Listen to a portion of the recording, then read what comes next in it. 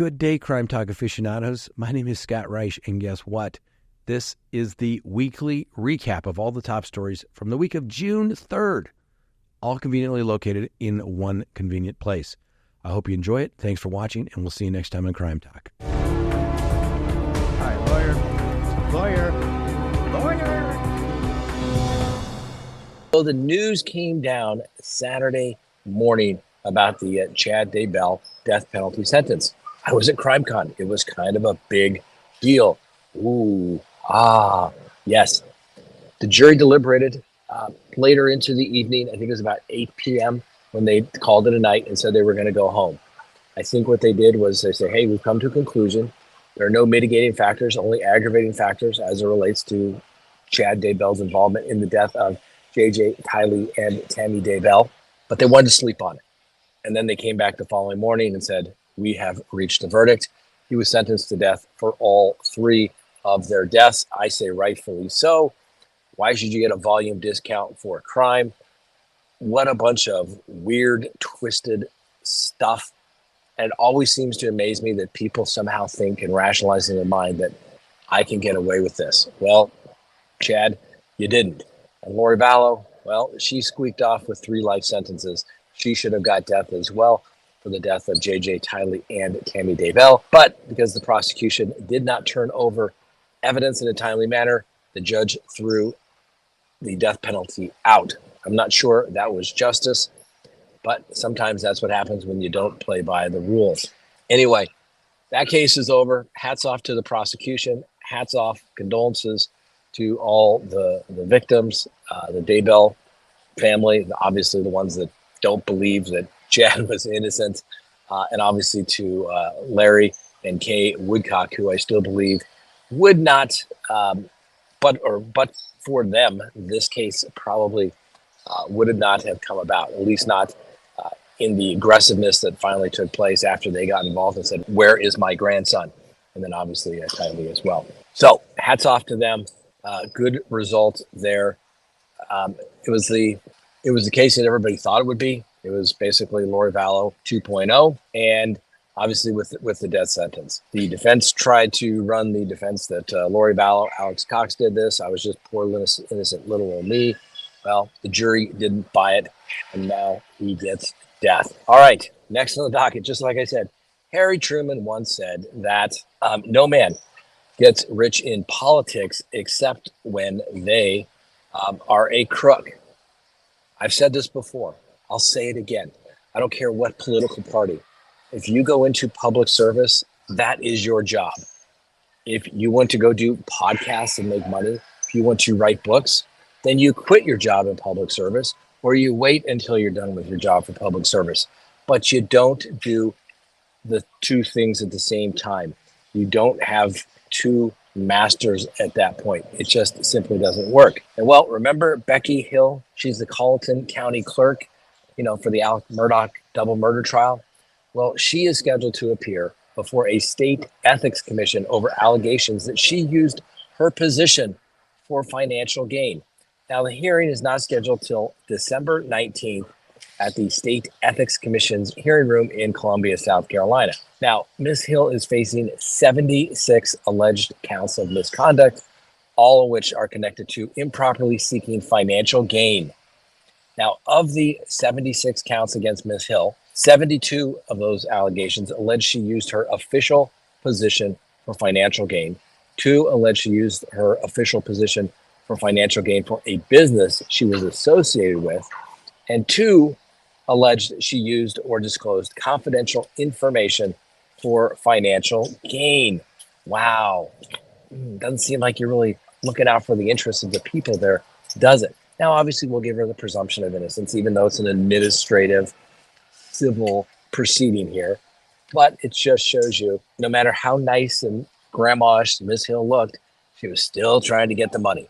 It's always about the money. No problem with trying to get the money.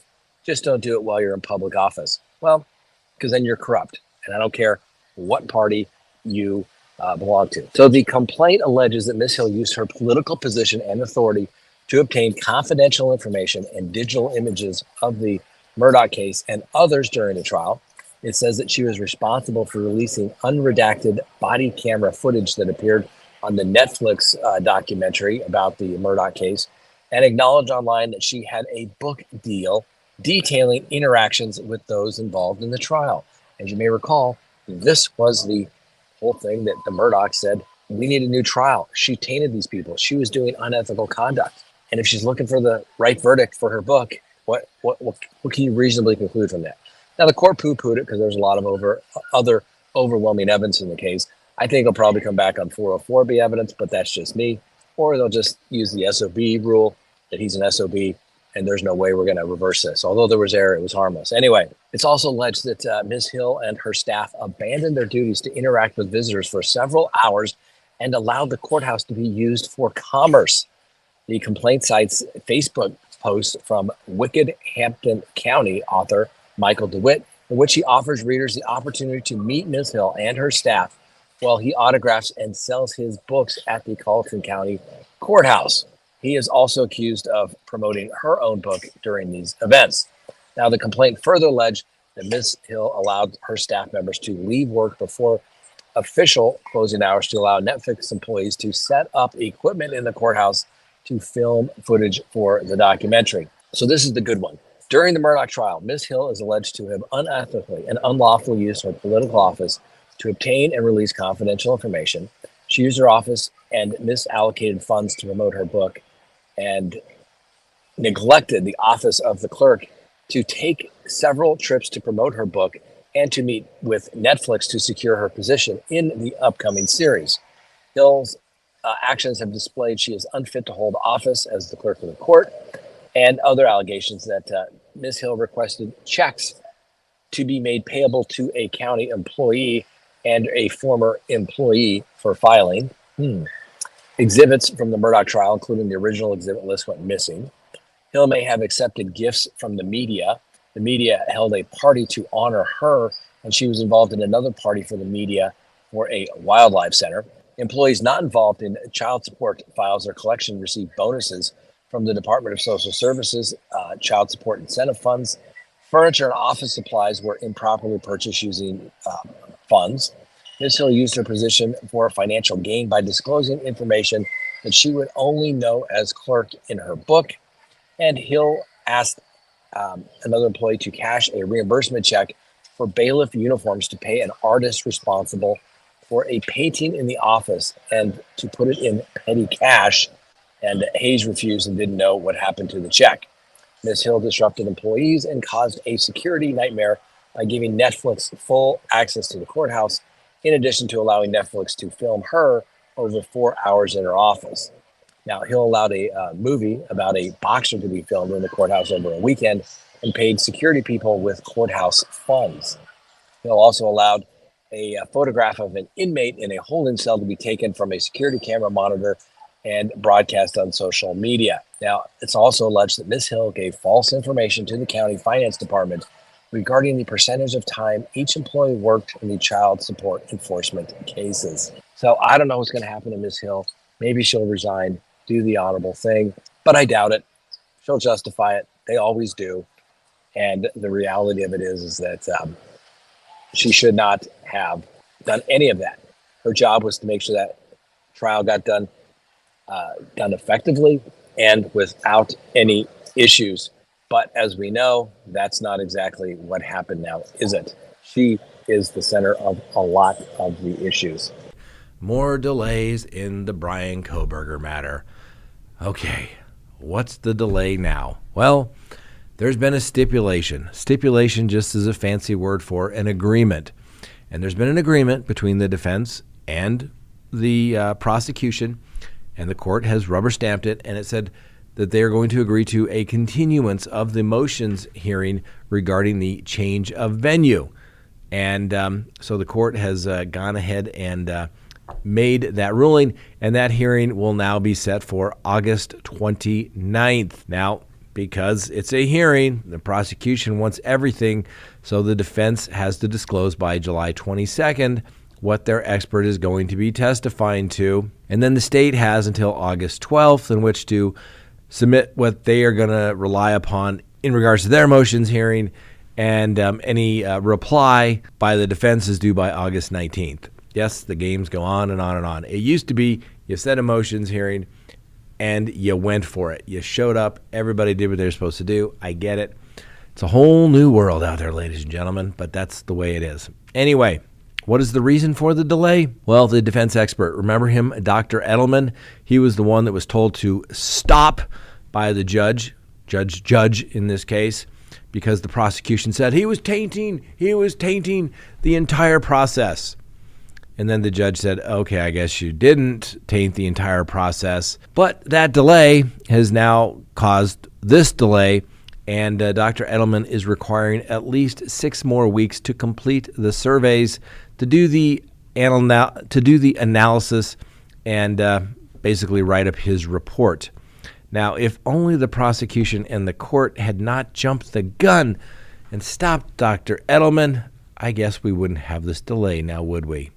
Well, maybe, but I think they had a little something to do with it.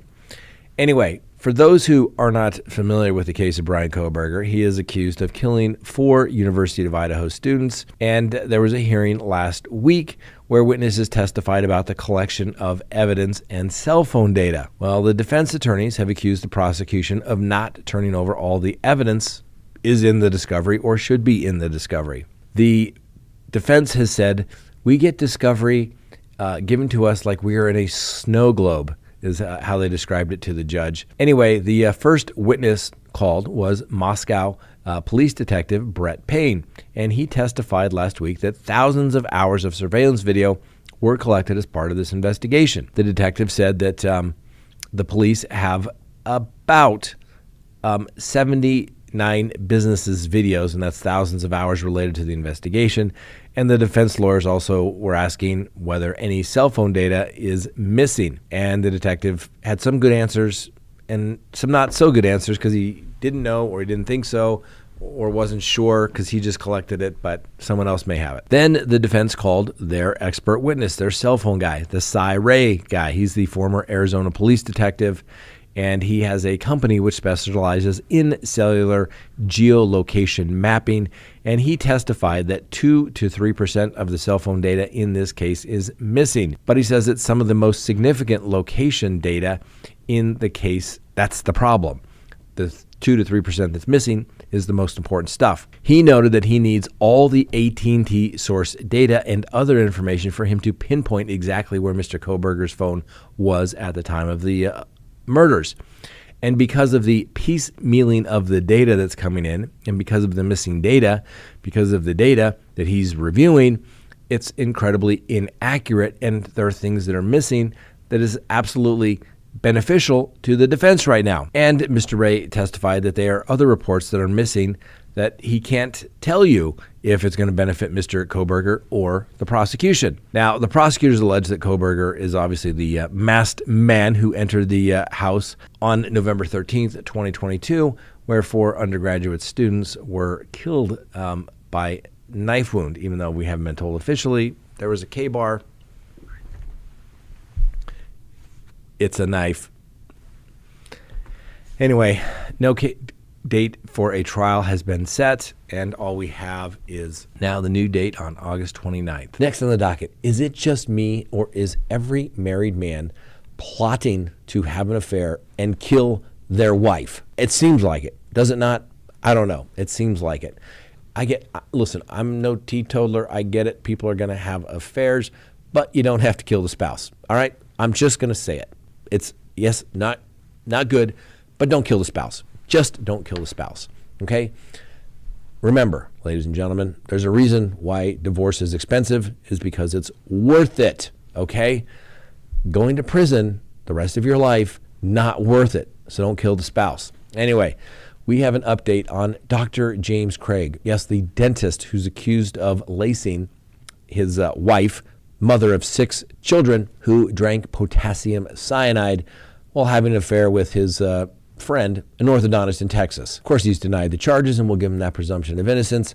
Well, there was a hearing yesterday. They asked that all charges be dropped against the good doctor because of alleged outrageous government conduct. Well, what exactly is that alleged outrageous government conduct. Well, the defense claims that the prosecutor lied to a witness, one of Craig's alleged mistresses, and coerced her into making statements. And the defense wants those statements excluded. Prosecutors claim their motion is motivated by desperation, as the witnesses' claims are some of the most damning evidence in the case. So in their response, they included some of the alleged voice memos between the good doctor and the witness, which appears to show them discussing how the good doctor planned on killing his wife.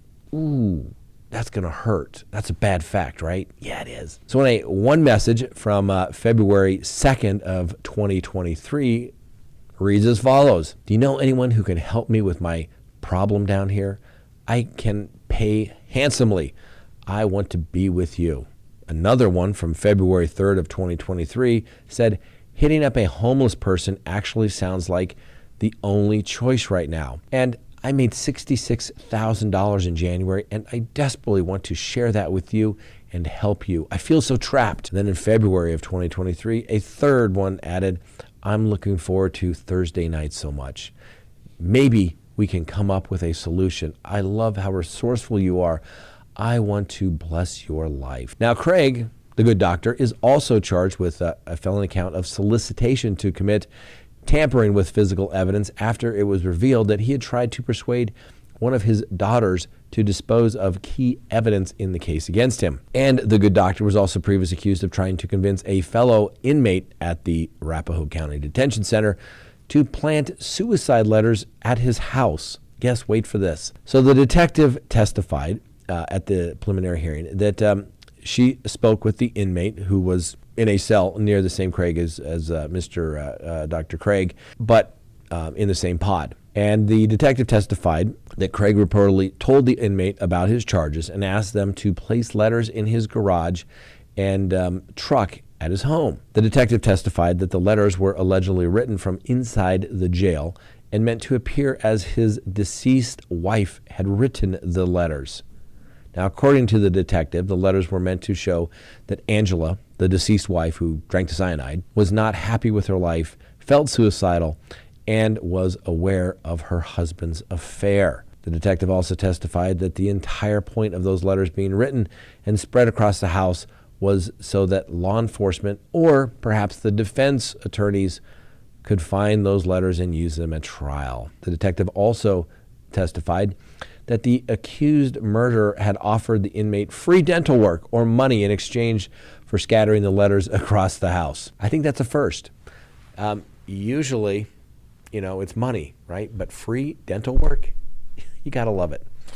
Anyway, the inmate obviously didn't go ahead with the free dental work and went to the police instead because, well, apparently that person's freedom is worth more than the dental work. Anyway, but the defense attorney said, hey, they pointed out that the inmate only contacted authorities after Dr. Craig initials preliminary hearing, and it was brought to the attention in the media. Well, it doesn't matter, ladies and gentlemen. That witness is going to come testify against the good doctor. Not looking good. Now, if you may not recall, Angela, the wife, started feeling unwell after she drank a shake that her husband made for her back in March of 2023. And over the next 10 days, she visited a hospital 3 times complaining of nausea and dizziness. And doctors just couldn't figure out what was wrong. And then on March 15th, her brother took her to the hospital again. She had a seizure soon afterwards, lost all brain function, and then ultimately died. And after being arrested a few days after Angela's death, Craig pled not guilty to first-degree murder and tampering with physical evidence back in October of 2023. Now, Craig's latest mistress was an orthodontist out of Marble Falls, Texas. And she flew up to the state to be by his side while his wife was lying in the hospital bed and claimed that she knew nothing of Craig's supposed plan to kill his wife and start a new life with her. Of course she didn't. The good doctor ultimately began researching and purchased some poison online and then started giving it to his wife, who was unsuspecting that she was being poisoned. In fact, specifically that she was getting potassium cyanide in her protein shakes. Now, according to the affidavit for arrest warrant, it was at his dental office that the good doctor allegedly researched and purchased poison online. And it was to this address that he had the package containing the potassium cyanide delivered on March 13th. Now, an earlier delivery of arsenic was found to have been made to his home on March 4th. The later delivery raised concerns when a staff member who had not received the message to not open the package from Dr. Craig, or to Dr. Craig, described it as personal package, went ahead and opened it, and could think of no medical reason for this particular purchase. She then Googled the chemical. It was labeled as a biohazard, and realized how closely these symptoms of cyanide poisoning somehow mirrored those symptoms that the doctor's wife, Angela, was experiencing. So Craig's then business partner reported the concerns to a nurse at University Hospital. The nurse, in turn, informed law enforcement, setting into motion the investigation that ultimately resulted in the good doctor being arrested. His trial is currently scheduled for August. And hey, I hope it'll be televised. I think it'll be a good one. And it's just down the road. So I'll be able to pop in and see how things are going as well. Next, new developments in the Gilgo Beach murder. This dude is stacking up bodies. That's right, Rex Heuermann. 2 new victims. Apparently there's some DNA evidence, and came as a result of the search at their Long Island home. So Rex Heuermann was indicted by a grand jury yesterday for the murder of 20-year-old Jessica Taylor back in 2003 and 28-year-old Sandra Costilla back in 1993. Now, police said they were able to use new forensic testing methods to match hairs found on or near the vicinity of both victims to a DNA profile that are likely to match Mr. Heuermann. Now, the new charges came just days after police finished extensive searches of Mr. Heuermann's Massapequa Park home in a wooded area on Long Island tied to the investigation of the string of deaths known as the Gilgo Beach murders. Anyway, prosecutors say they found a planning document. A planning document. How I'm going to plan to do harm to others? Not good fact for the defense. Anyway, this planning document is found in the home where Mr. Heuermann allegedly used to methodically blueprint his killing in a hard drive that was found during the search. Curious, no one had found it thus far, particularly like his ex-wife. Well, apparently in the document, Mr. Heuermann allegedly lays out a set of tasks to complete before, during, and after the killings, including checking the weather, setting up a staging area. It also has a place to note practical lessons for next time. You know, that's really showing some leadership there. Where do we make some mistakes? How can we do better the next time? Anyway, one section is titled Body Prep, which includes guidance to remove the head and hands of the victims, as well as tattoos and marks of torture. Now, Mr. Heuermann also allegedly left a reminder for himself to wash the inside and all cavities of the victims. Another section, Things to Remember, appears to apparently highlight lessons learned from previous killings that should be heeded, according to prosecutors. Now, these entries describe the importance of sleeping properly before the hunt, using thick rope, and limiting noise to increase playtime. In a section titled Post-Event, there were reminders such as change tires, burn gloves, dispose of pics, and have story set. Now, Mr. Heuermann also allegedly listed potential and past dumping sites, as well as the supplies he had at hand. Now, in the section titled Problems, he allegedly listed potential ways he could get caught, including bloodstains, witness identification, and hair and fiber evidence. Apparently, he wasn't careful enough. Investigators also believe the torture happened inside Mr. Heuermann's home, as the document includes concern about how sound travels. Now, with Mr. Heuermann's family vacationing out of state, apparently then the defendant would have unfettered time and exclusive access to his house, allowing Mr. Heuermann ample time to execute and clean up these crimes, according to prosecutors. Now, the alleged killer pled not guilty to the new indictment, and guess what? He's going to be held without bail. I think he is a danger to the community, ladies and gentlemen. Now, we'll give him the presumption of innocence, but when they find a checklist on how to kill and torture people, and you're accused of that, It's not a good fact. Well, in addition to the hard drive, prosecutors said they found a book in Mr. Heuermann's possession by the retired FBI agent John Douglas, The Case That Haunts Us. They say the planning documents also referenced specific pages in another work by Mr. Douglas, Mindhunter, that alluded to the personality types of serial killers and personality profiles of those who use mutilation and sexual violence. Now, let's talk about the victims. Jessica Taylor vanished in 2003 while she was working as an escort in New York City. Some of her remains were discovered in the Marinville area that particular year, and other remains were found in 2011, near the same road where other Gilgo Beach victims were found. Now, guess what? She had been decapitated, and both of her arms were severed.